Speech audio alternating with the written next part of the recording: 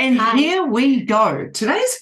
We have been inspired by the most weirdest thing ever. Here we have. I'm almost embarrassed to say why we've been inspired by this. But we feel that we have to do a podcast on this because it's like come up so many times. And since we've been watching the show. Yeah, the show. So the show is called Married at First Sight, Australia. Let's be honest, those Australians, honestly, I say no more. I love you, Australians. This is happening in the UK, it's happening in New Zealand, it's happening in America. But we thought we'd use this opportunity today to dive a little deep. Well, not really deep, but actually give you some facts, give you some understanding, and if you are actually a consequence of this behavior, and maybe you didn't even know what you didn't even know, because we watch Married at First Sight from a coaching perspective for relationships, and then it becomes addictive. Like, it's entertaining.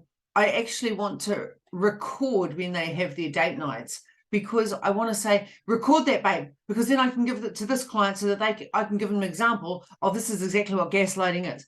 Give them this example because of this, this, and this. So today we are going to talk about the famous word gaslighting. I don't know about you, but about 6 months ago, I'd never heard this word.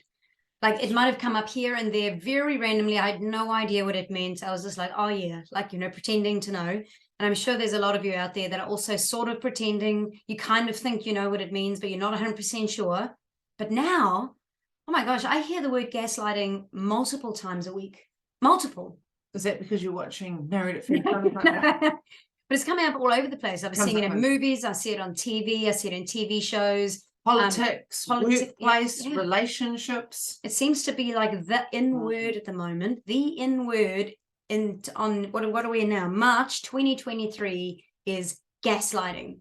So there we go. I don't know if it's just our reticular activating system, but we thought we would use this opportunity to help educate and get some clarity around, is this something that you need to be aware of, and is this happening in your world, and what is it exactly? So gaslighting is a form of mental abuse that may indicate other problems. That's number one. It is mental abuse. Gaslighting is a form of psychological abuse in which a victim is manipulated into doubting their own memory, perception, or sanity. So I'll just say that again. It's a form of psychological abuse in which a victim is manipulated into doubting their own memory, perception, or sanity.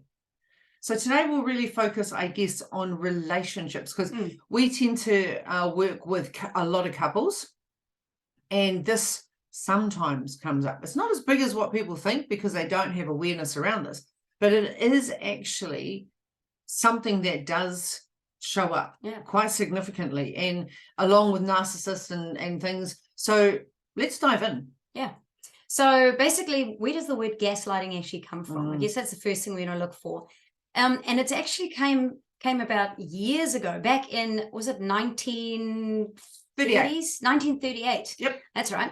There was a Alfred Hitchcock play that came about called Angel Street.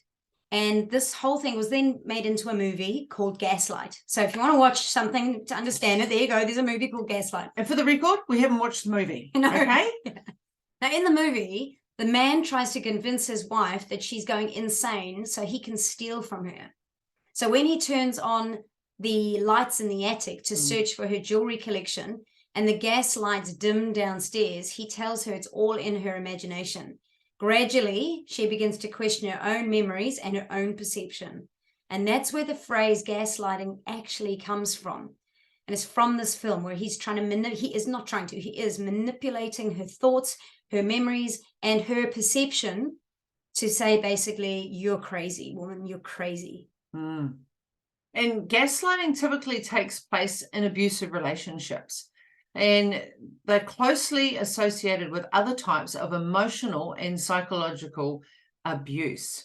While gaslighting is most common in romantic relationships, it also can occur in families. It's another thing that comes up all the time. It can definitely, you'll see it in politics, you'll see it in the workplace, and you may experience gaslighting in the workplace or in relationships. So what we wanted to clarify today is maybe what are 10 signs of gaslighting in a relationship. So if you're wondering if someone's gaslighting you, and you consider whether someone has exhibited any of the following behaviors. So what is it? Like, what do we need to look out for, Sam? Right. So number one, you got to look out for lying about or denying something, or refusing to admit that there's no show of proof for anything, basically. And this has happened. I'm going to share a story with you, and I'm not going to mention any names. And the good news is this client doesn't live in this country, right? So we were in a coaching call, and we moved to the relationship side of things, and she said, Ursula, I think he's having an affair on me. And I said, what makes you think he's having an affair on you?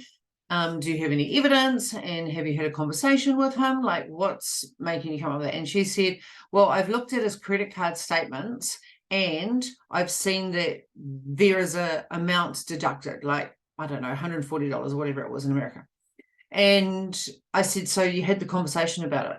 She said, no, I rang the place to find out where it was. And I was like, okay, so, was it a gift? And it turned out that it was a massage parlor. And so she then confronted the partner or the husband, and the husband blatantly lied and said that he'd purchased that as a gift for a work colleague. So knowing that there was his credit card, knowing that potentially he, and I'm not saying he didn't lie. I mean, you have to think about this. But when it comes to gaslighting, we can all lie, right? But gaslighting is coming from a place of intent. So if they're intending to lie and they're protecting themselves and they're covering their own ass, and in this situation, this husband clearly was, she had evidence, she contacted the place, and then she brought it to his attention. So not only did he lie, first of all, and say that, no, this was just a gift. Then when she said, well, what was it, a gift of a masseuse? Was it a gift of, sexual acts, and just blatant denial, and then an accusation of, why are you snooping in my visa statements? So that is number one, lying or denying something and refusing, like point blank, refusing to admit. So they will just lie, that even though there's proof right in front of them. So that's number one. Number two. Number two is insisting that an event or a behavior you witnessed never happened, or that you remember it completely wrong. Now, we've seen this recently on Married at First Sight, right? Oh, which time? So Jesse is going out with, I don't even Claire, know. I think. And this is what I wanted Sam to record. He was adamant that his new wife was flirting with another one of the husbands on the show. And when confronted, not only did they lie, but also gaslit him by shutting the conversation down, by actually saying to his face repeatedly that you're full of crap, you're overreacting, you're highly emotional, and this is what happened. And basically turning his thinking into something that was not true. And that's the one that I want to record. I was like, you need to record that, because this is a great training opportunity. Yeah. So when they're maybe caught out on a lie, or when you bring them up on a behavior, someone like, your husband or wife, or your significant other could be out and they're flirting, and you bring it up and you say, hey, I noticed that you were flirting with that person. You're really flirtatious. And they turn around and they say, what do you mean? I wasn't being flirtatious. I was just being friendly. I was just and you start doubting what you saw.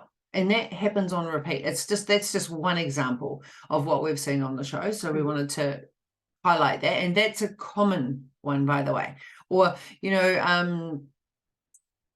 something about them being home at a certain time. And then, no, I was home at that time and you haven't got that event right. No, I wasn't with that person. You haven't got that event right. And you're having to tap into your memory to think, oh, did I have that right, or was I wrong?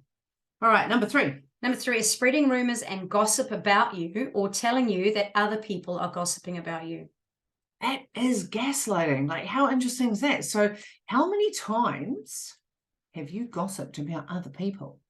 Like, guilty. I definitely have gossiped about other people, and I'm pretty sure I'm still going to gossip about other people. I'm just aware now when I am gossiping about other people, it's just me getting my significance need met, and I need to get it met more resourcefully, right? So we're all guilty of this. My question to you, though, was it intentional? Were you deliberately going out to gaslight somebody? Because when we gossip about other people, that's exactly what we're doing, right? Or we make up bullshit and say, oh, did you hear these people talking about you all the time? They're saying this about you, they're saying that about you. So we're creating doubt. Awesome. Number 4. Number 4 is changing the subject or refusing to listen when confronted about a lie or other gaslighting behavior. So it's complete deflection. Basically, they just refuse to even be a part of their conversation and completely deflect away from it. And Harrison is a champion at this. Champion. Married at First Sight, March 2023. He's a champion. So no matter what year you're listening to this, just go back to the and just watch. And understandably, they're only taking the good bits out of Married at First Sight, right? However, we're using this show as a great opportunity to highlight behaviors of people that gaslight. So when you are confronted with your own behavior, right, and people are, you're getting called out in your bullshit, right? Like you are neglecting your wife and you've done A, B, and C. Well, instead of taking that feedback on board, you're going to deflect and say, well, your relationship is A, B, C, and D. So you're deliberately refusing to admit blame or ownership or take responsibility for your play in any form of any feedback, and you will deflect. You will bring up other people's crap rather than confront your own. That is a classic. That's a classic. Number 5. Number 5 is telling you that you're overreacting when you call them out. And this is really usually quite good for like men and women, right? So a husband or a partner could quite easily say, oh, you're so emotional, you're overreacting, and completely dismiss what you've said and just blame it on you. And this comes up when people are having affairs. Like this is a classic for people having affairs. So what ends up happening is you will question them. Oh, I found this in your pocket today. Oh, you've been on your phone a lot. Oh, I've done this. Oh, there's money missing from the account. Oh, there's an extra restaurant bill here. Oh, there's this. And they will say, oh, for goodness sake, why are you worried about stupid stuff like that? This is ridiculous. Aren't you worried about real things? And so you start doubting yourself. You start thinking that their mannerisms is a figment of your imagination. So they turn and twist like you are making shit up, or they turn around and blame your insecurities, which, you know, if you're in a loving, caring relationship and someone came to you and said, look, I'm really worried, you're not spending enough time with me, you're distant, and I'm feeling neglected. And they turned around and they deliberately just squashed that and they overrid that and then they blamed it on you. You're just so insecure and just, that is gaslighting. And people don't know that. People think that that is normal behavior. No, it's not normal behavior, because most people in a relationship, and when I say most, this is again generalizing, wanting to make sure that the partner or the significant other in the relationship feels loved, feels valued, and that they are their biggest cheerleader. So when your partner's not doing that, there's a little bit of warning signs happening, or they're just not emotionally flexible or emotionally available sometimes. So sometimes they just don't know how to language it because they haven't been brought up that way. So they don't know how to tap into their emotions. So unless it's intentional, it's not really gaslighting. Number 6. Yep. Blame shifting in a relationship. So saying that if you'd acted differently, they wouldn't treat you this way. So really it's your fault. So everything is your fault. Yeah. Everything is your fault. So they're in the blame, shame, and complain game. So if you're trying to bring something up like, you know, could you please do this? You should have done it. You should have done it. Why haven't you done this? Why haven't you done that? And it's, well, you did that. You're responsible for that. Why haven't you? And this happens with the kids. A lot of this comes up with the kids. So if dad's out and he's working and mum's at home, mum gets blamed for everything. So if the kids are misbehaving, it's your fault that the kids have turned out bad. It's your fault that the kids have got a D on the report. And actually it's not, because a relationship, there's two people. So if you find that you're in the blame game, yeah, we'll talk about how to deal with that. Yeah. Okay. Number 7, trying to smooth things over with loving words that don't match their actions. So they may go and buy expensive gifts, right? And then they're never home. So they may speak really nicely when they're at home and then go and do, I'm just trying to think of examples that have happened with clients. Can you think of one of? I don't think so people. Being married at first sight again. Which one? Which time? So again, I can't think of the names. We've got a couple here, and the couple on camera, he's really loving and really genuine and looks like he is emotionally available to his new wife and says everything that she wants to hear and obviously that the camera wants to hear. And yet his actions are he goes to the gym for 6 hours. Oh, yeah. So he's saying one thing, but actually doing another.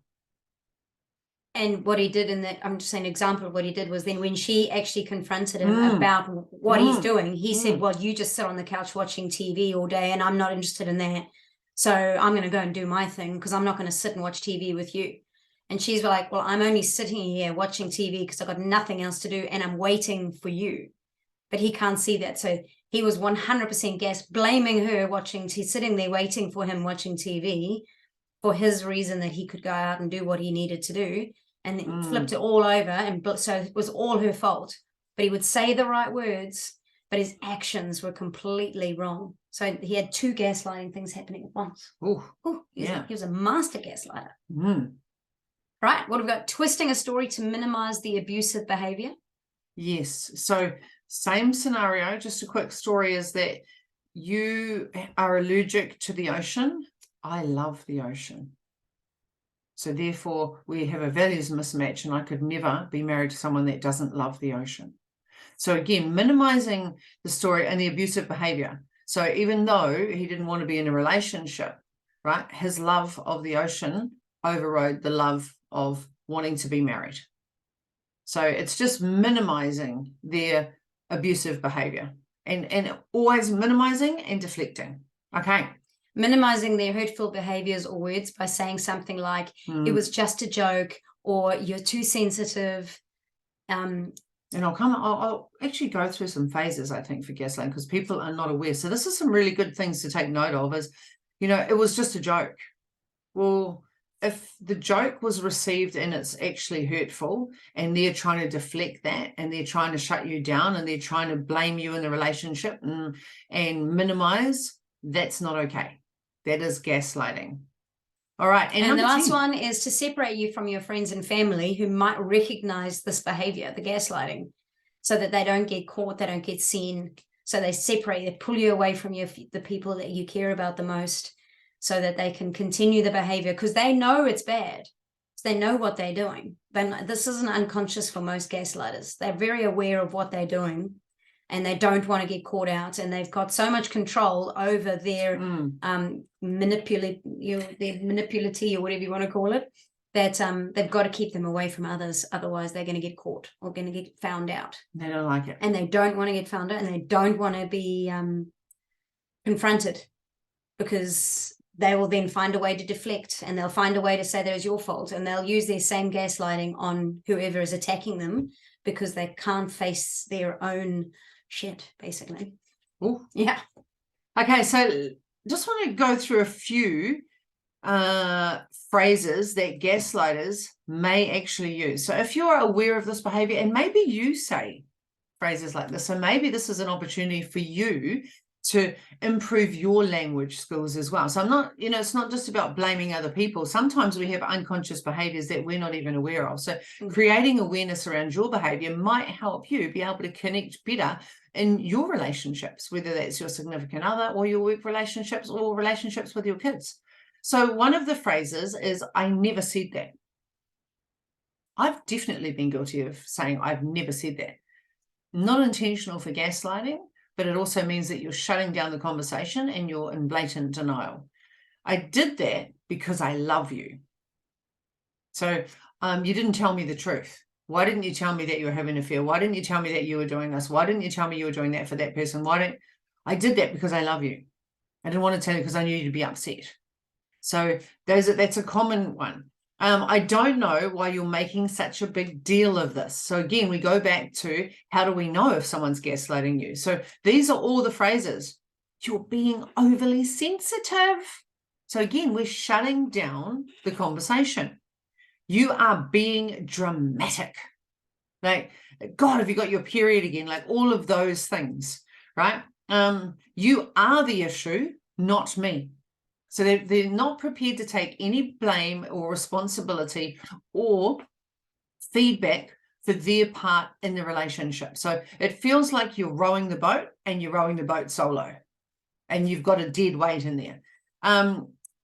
If you love me, you would stick by me. You would lie for me. You'd put up with this. You would do this. Like, if you love me, you would listen to what I'm saying. You would trust me.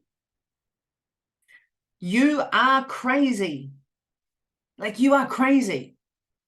So those are just some of the phrases that maybe you have been guilty of yourself, right? Because you're shutting down conversation, you're deflecting blame, you're not allowing the space to be open because you don't want to receive feedback, and maybe you're feeling judged, but also that can be seen as gaslighting.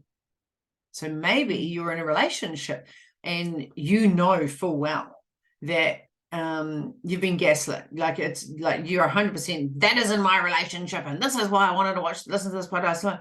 So the first thing that you can do is, I just want to give you some tips on how you can respond and take back some control, because when you've lost control, you actually start to question your own mental wellness. It's mental wellness, actually, because you start thinking, am I seeing things? Am I hearing things? Am I making things up? Because there's this part of you, this gut instinct that says, I'm sure that's happening. I'm pretty sure.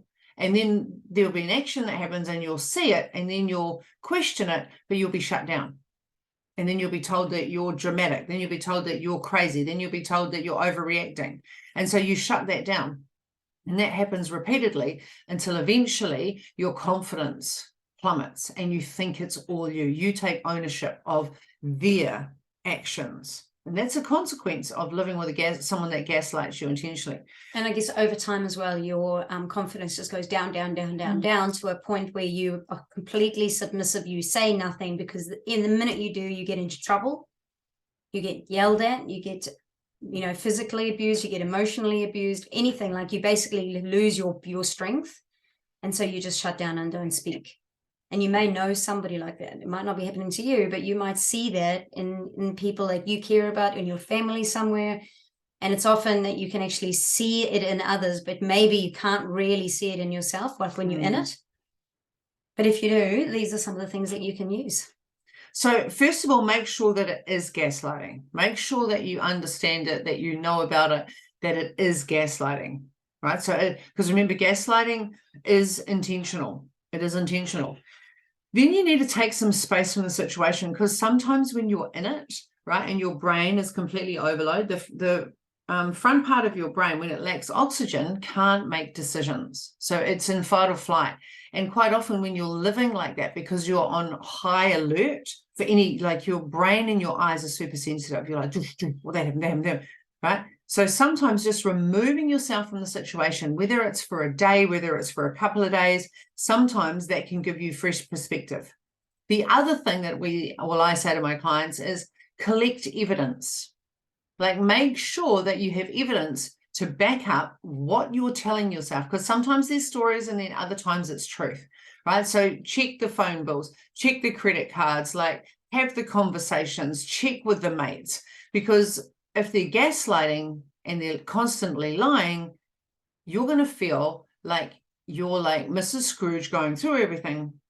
Is it Scrooge? Watch an investigator. Anyway, you're going through it and then you're doubting yourself for lack of trust in the relationship. And that's not a place that you want to go on an intentional level, because, they'll throw, don't you trust me? And if you're having to go through phone bills and you're having to check out credit cards, then you need to ask why for yourself. Why am I doing that? Like, what's making me feel that I need to do that? So there's an action in the relationship that is normally changed. Speak up about the behavior, because what I find with a lot of clients is they internalize it because they think it's them. And then when they speak to me about it, they're really embarrassed about it. They don't use the terminology gaslight. They use the terminology of like, I think I'm just overreacting. I think I'm going a little bit crazy. I asked about this, and obviously I shouldn't have. He said that I'm not trusting him. She said I'm not trusting her. So this is the language patterns that I'm looking for when I'm having conversations with clients. So if you're finding that you're not able to speak about it, remember, shame loves shadows. And the more you hide your shame, the more you internalize it, the more isolated you are. And that is the outcome that they're looking for, is for you to feel isolated and to feel like you're going a little bit batshit crazy. Remain confident in your version of events. So if you know that this happened, then stick to your guns and don't allow anything that was said or done to you to move you from that, because it's really easy to give in because you want to trust and believe in that person, or trust and believe in that relationship, or trust and believe in that situation. So stay true to what you believe was true, because a lot of people let that go and dismiss it, and that's starting to impact you at a conscious level. Focus on your self-care, because when you're going through the situation, and this is a really tricky one, it's also a really emotional one. When you're in the middle of it, you are so focused on everything external to you. You're so busy blaming yourself, you're lacking your trust, everything is going down and everything is going backwards, right? That you feel that you're in the wrong. You feel that you're doing wrong. So when you're starting to talk to yourself like that, and it comes from a place of self-doubt, your confidence, like Sam said before, is going down, right? Your ability to speak and to be heard is also going down. So things for self-care would be, making sure that you are meditating. I always believe in gratitude, I always believe in, and this time self-care could also mean having a coffee or a drink with a girlfriend, so that you're still interacting and you're having connection outside of the relationship. And the next one is involve others, involve others, involve others, involve others. If I could say to anyone, what would be my top one? It would be involve other people, because once you're out of your head, you have a fresh perspective. And when you are a consequence of being gaslit, you live in your head, and self-doubt becomes your new normal. And not only in the relationship, but in every action that you're now doing. And the other thing I would highly recommend is knowing that you're in the situation right now, seek support. Like, whether you're going to get a coach, whether you're going to get a counselor, psychologist, is irrelevant. Like, just find somebody that has the skills to be able to navigate you through this, because no one should be stuck in this relationship. And what happens is, the longer you stay in this relationship, the longer you stay in the relationship. And that has a huge impact on your mental, emotional, and spiritual well-being. Like, your health pays the price. You're not sleeping, you're eating rubbish, you're drinking more potentially. You end up becoming more toxic to other people because you're not liking who you're becoming. Or worse, you start isolating yourself and you're not living your best life. I think with a master gaslighter, they just get better and better at it, and you get worse and worse at dealing with it. And your confidence just goes down, down, down, to a point where you say nothing and you accept everything. And you usually end up, supporting the things that they've said.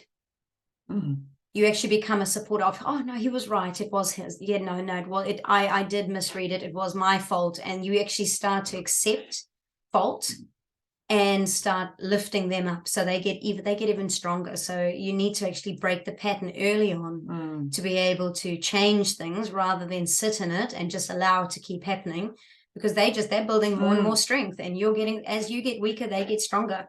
So it needs to be stopped early on in order to recover from it. Otherwise, it becomes really, really bad for your emotional well-being. So we just went completely off grid today due to watching Married at First Sight.